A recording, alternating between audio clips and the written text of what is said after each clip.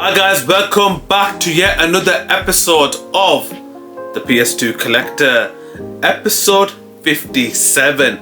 So guys, you know the drill. I picked up yet another 5 games.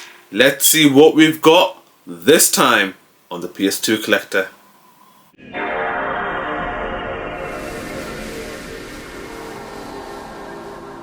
Right guys, so let's start off with the first game of this video. Game number 369.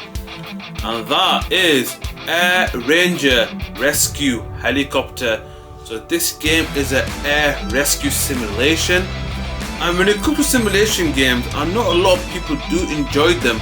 But for me, I don't. It's not that I don't enjoy them. There's some that I do enjoy, such as Farming Simulator and Air Simulator. But when it comes to simulation games like rescuing, it's too one-dimensional. And in this game, you can see the lack of depth because there's only 8 missions in this game. Only 8. And there's no replayability. The positives is that the graphics for its time looks really good. However, there's so many negatives. Like the tutorial, for example. The tutorial is up there with the worst I've ever seen. Is the worst tutorial ever? No, it's not Driver 1 car park level. But Air Ranger Rescue, it's got a deep audience, you know. It has got a tough audience to appeal to. I would recommend it. But if you do enjoy simulation games, and if you do enjoy helicopter simulation games, this game is definitely for you. And guys, that's game number 369, Air Ranger Rescue Helicopter. Alright guys, so on to the next game, game number 370, and that is G1 Jockey 4 for the PS2. So this game, just like Air Ranger, is a simulation game, but this one is a horse racing simulation game.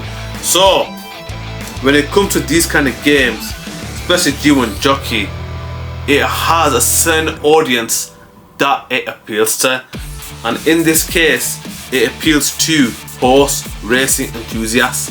I'm going to tell you why. The amount of in-depth detail, unlike Air Ranger, this game has a huge depth and it takes time to master because this game is very complex, and with the difficulty of a game really hard to master. So you have to have patience whilst playing this game. If you're a newcomer, it's going to be very difficult for you to enjoy these kind of games. However, if you're a fan of horse racing, you would love it and then some. Is it the best horse racing simulation game out there? No, but it's quite decent. The story, however, very boring, very dull, doesn't appeal to the gamer whatsoever. That's my personal opinion. But yeah guys, what do you think? Has anyone ever played horse racing simulation? Leave in the comments below because I want to know your experience playing these kind of games. And guys, that's game number 370, G1 Jockey 4 for the PS2. Right guys, so on to the next game, game number 371, and that is Madden NFL 2003. So according to many critics, Madden NFL 2003 is considered to be one of the greatest NFL games ever released. It got 10 out of 10, 9 out of 10 according to many magazines at the time, and people, especially 2003, considered this to be the greatest NFL game ever made. And it was no surprise because at the time, for me, it was the golden generation of EA. EA from 2001 till 2010, it could not do anything wrong. It delivered in every genre that it was working on. It was unbelievable. And it's a shame to see EA now in the state that it's in, because it was considered to be one of the greatest gaming developers I ever seen, and now they've lost all that respect due to its DLC content. But however guys, I've never played the NFL games before, but if you are a fan of the NFL, play this because it's up there as the best to ever come out on the PS2. And yeah guys, that's game number 371, EA Sports NFL 2003.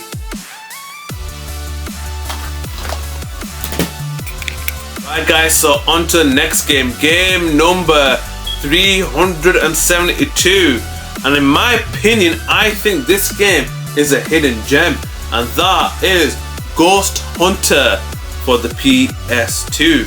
So this game, story is very good and engaging, because you star as Officer Lazarus Jones of the Detroit Police Department, and your job is to capture the ghosts that you accidentally released from their eternal prison. So this game is a mixed bag, but it's really fun to play. Now I'm gonna go down what makes this game so good, and for me, the graphics, top notch. The presentation and how the game is designed, really good. However, the negatives is the controls are quite clunky. That's one bad thing about it. The game is quite short, even though the story is great. The game is short and doesn't after its welcome, so if you complete the game in 8 hours. If it was given a bit more polish, it could have been better than it actually was, but it's still a fun game to play. Don't get me wrong, I just don't want to spoil the story for you guys. So if you've not played Ghost Hunter, or if you want a recommendation of a PS2 game that you never heard of, give Ghost Hunter a go. It's a really good, fun design game. However, there are going to be puzzles that are going to be very annoying, but if you look past that, there is fun to be had.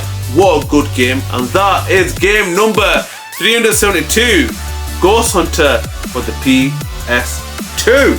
Alright guys, so the final game of this video, game number 373, and that is Mortal Kombat Deadly Alliance. Now I'm gonna make a confession right now. I never played the Mortal Kombat series whilst it was on the PS2, and the answer to that is because I think in that generation there were so many great fighting games. There was Street Fighter, there was Tekken, there was Soul Calibur, and unfortunately for Mortal Kombat, it could not capture the glory from the 90s. In the 90s, Mortal Kombat was up there with Street Fighter as one of the most popular games in the gaming market. And the transition from 2D to 3D was a difficult one, and I think in the PS2 era it tried to find its feet. It just did not deliver. Shaolin Monks was a good game. I know that was a good game. However, the popularity of the Tekken franchise and the Soul Calibur franchise just made Mortal Kombat dormant for years.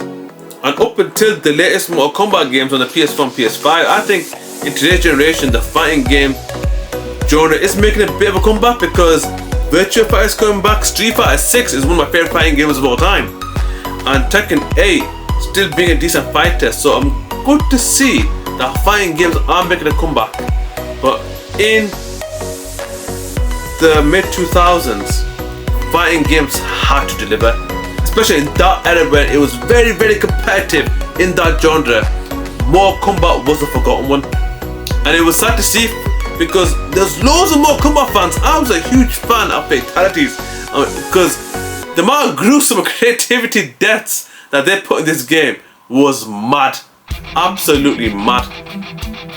But yeah, guys, Mortal Kombat Deadly Alliance, never played it, but looking at the reviews, it did get quite decent reviews. It was a decent fighter, but was it ever going to compete with Tekken? Was it ever going to compete with Soul Calibur? Unfortunately, I don't think so. But do I recommend this game? If you are a Mortal Kombat fan, you probably have played this game, and you would probably recommend it to me. It is what it is. So guys, that's the final game of this video. Game number 373, Mortal Kombat Deadly Alliance. And guys, now 373 games down into the collection, and we still got about 4,003 games to go. So guys, hope to see you next week. Until next time.